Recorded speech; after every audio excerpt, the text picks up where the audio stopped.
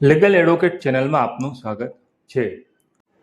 એક જ પ્રોપર્ટી કે જમીનના કરારો એટલે કે ડેવલપમેન્ટ એગ્રીમેન્ટ અને કન્વેયન્સ ડીડ તબક્કાવાર થયા હોય એટલે કે એક પછી એક થયા હોય તો એક જ વ્યવહાર પર વારંવાર પૂરી બજાર કિંમત ગણીને અલગ અલગ સ્વતંત્ર સોદા તરીકે નવેસરથી સ્ટેમ્પ ડ્યુટી વસૂલી ન શકાય। આ ચુકાદો તારીખ 20/8/2026ના રોજ બોમ્બે હાઈકોર્ટે Kumar housing corporation private limited versus the state of Maharashtra and અધર્સના કેસમાં આપેલ છે, જેના વિશે આજે આપણે આ વિડીયોમાં જોઈએ।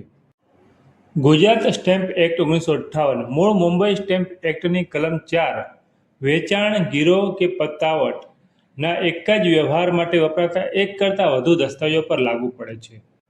જો કોઈ વ્યવહાર પૂરો કરવા એક કરતાં વધુ લેખ વપરાયા હોય તો માત્ર મુખ્ય દસ્તાવેજ પર જ નિર્ધારિત પૂરેપૂરી સ્ટેમ્પ ડ્યુટી લેવાય છે, જ્યારે બાકીના અન્ય દસ્તાવેજો પર માત્ર ₹100ની નિશ્ચિત ડ્યુટી લાગે છે, અથવા તો સરકાર દ્વારા નક્કી કરવામાં આવેલી નિશ્ચિત સ્ટેમ્પ ડ્યુટી લાગે છે।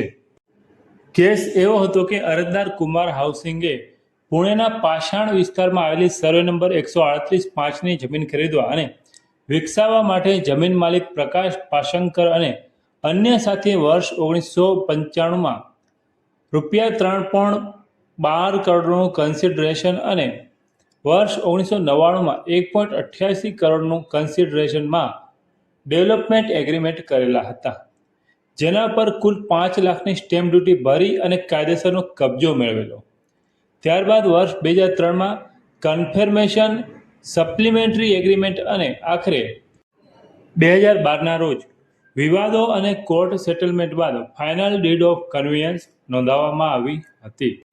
2012માં કન્વેયન્સ નોંધણી વખતે ₹5 કરોડની કુલ કિંમત પર 10% લેખે ₹50 લાખમાંથી અગાઉ ભરેલા ₹5 લાખ બાદ કરીને બાકીના ₹45 લાખ સ્ટેમ્પ ડ્યુટી તરીકે જમા કરાવી લેવાયા હતા, પરંતુ સબ રજિસ્ટ્રારે 2013-14માં અચાનક 2012માં આ કન્વેયન્સ દસ્તાવેજને એક નવો જ સ્વતંત્ર વ્યવહાર ગણાવી તે સમયે જમીનની કિંમત બજાર કિંમત ₹61.9 કરોડ આંકી તેની પર 5% લેખે ₹3,05,49,475 સ્ટેમ્પ ડ્યુટી થાય તેમ કહીને ₹2.60 કરોડથી વધુ રકમ અને માસિક 2% પેનલ્ટી વસૂલવાની નોટિસ ફટકારી હતી। મહારાષ્ટ્ર સ્ટેમ્પ એક્ટની કલમ 4 હેઠળ જો કોઈ એક જ જમીન કે પ્રોપર્ટી વ્યવહારને પૂર્ણ કરવા માટે તબક્કાવાર અલગ અલગ દસ્તાવેજો જેવા કે ડેવલપમેન્ટ એગ્રીમેન્ટ, સપ્લિમેન્ટરી એગ્રીમેન્ટ અને બાદમાં કન્વેયન્સ કરવામાં આવ્યા હોય તો તેને અલગ અલગ સ્વતંત્ર સોદા તરીકે ગણી શકાય નહીં। અદાલતે ભારપૂર્વક જણાવ્યું કે માત્ર દસ્તાવેજનું નામ બદલાવાથી સોદાનું મૂળ સ્વરૂપ બદલાઈ જતું નથી। જ્યારે સરકારે અગાઉના કરારો અને ₹5 કરોડના વ્યવહાર મૂલ્યને સ્વીકારીને જમા સ્ટેમ્પ ડ્યુટીની ક્રેડિટ આપી દીધેલી, ત્યારે બાદમાં એ જ વ્યવહાર ઉપર વર્ષ 2012ની નવી રેડી દેખનાર મિલકત કિંમત ₹61.9 કરોડ લાગુ કરી નવેસરથી સ્ટેમ્પ ડ્યુટી અને દંડ વસૂલવો એ સ્ટેમ્પ એક્ટની કલમ 4ના મૂળભૂત હેતુથી વિપરીત છે।